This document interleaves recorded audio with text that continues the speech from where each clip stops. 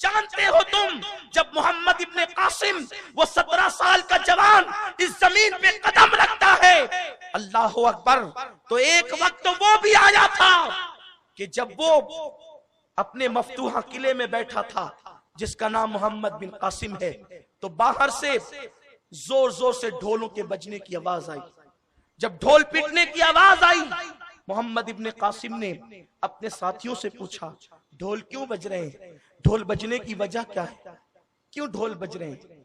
तो किसी ने इत्तला दी कि इस शहर के सारे पंडित मिलकर और सारे गैर मुस्लिम मिलकर एक बुत को ले जा रहे हैं, शायद उनका कोई त्योहार है और उसी में वो खुशी में झूम रहे हैं, नाच रहे हैं।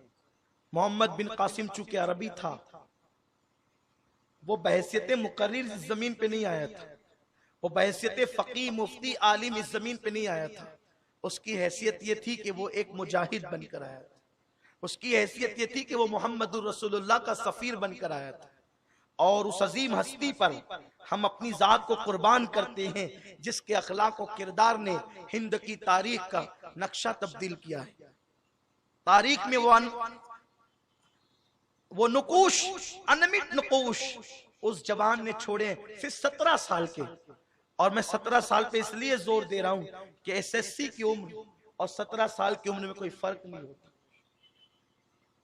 गौर फरमाए, मोहम्मद बिन कासिम को शौक हुआ कि अगर हिंदुस्तान के पंडित अपने त्योहार के मौके पर कोई बुत ले जा रहे हैं, हम भी तो देखें कि इनकी तहजीब क्या है, इनका कल्चर क्या है। तो ढोल पीटे जा रहे थे और एक बुत था जिसको कपड़ा लपेटा हुआ गया था और लोग उसके सामने नाच रहे थे। ये हिंदुस्तान की पुरानी तहजीब है और ये तहजीब में इस तरीके से होता रहा है।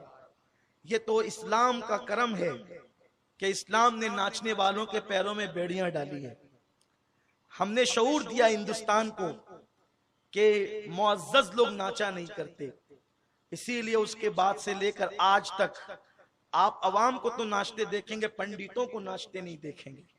मजहबी रहनुमाओं को हमने शऊर दिया है कि मजहबी रहनुमा नाचा नहीं करते, इसलिए कि नाचते नचनिया लोग हैं, नाचते नीच तबीयत के लोग हैं, आला दर्जे के लोग नाचा नहीं करते। इसलिए आज भी अब ये कल्चर की तरफ वो आ रहे हैं। लोग पुराने कल्चर की बात करते हैं, हम मजहबी कल्चर की बात करते हैं।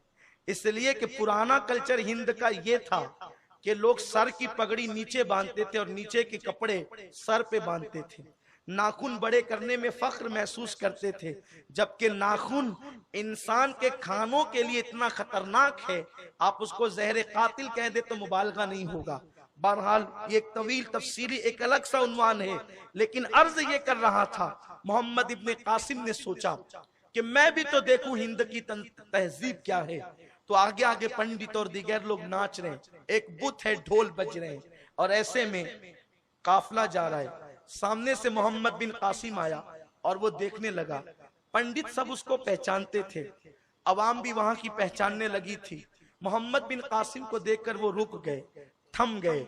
उसके बाद उसने उन लोगों ने मोहम्मद बिन कासिम से गुफ्तगू की, ए इब्ने कासिम, कासिम के बेटे, क्या बात है?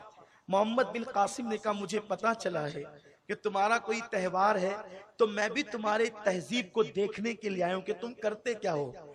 उन्होंने कहा, ए कासिम के बेटे मोहम्मद, आज हमारा कोई त्योहार नहीं है, बस हमारी एक मीटिंग हुई थी आज कि हमने दुनिया के अंदर इतने अच्छे इंसान को देखा है, तो हमने फैसला किया है कि अब हम जितने खुदाओं को पूजते थे इस शहर में, सारे बुत खानों से हर बुत निकाल कर फेंक देंगे।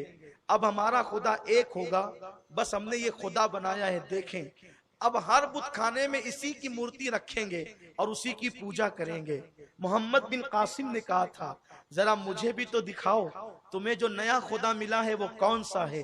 तो जब उन्होंने उस मूर्ति से कपड़ा हटाया था तो वो कोई और नहीं था, वो मोहम्मद बिन कासिम की मूर्ति थी।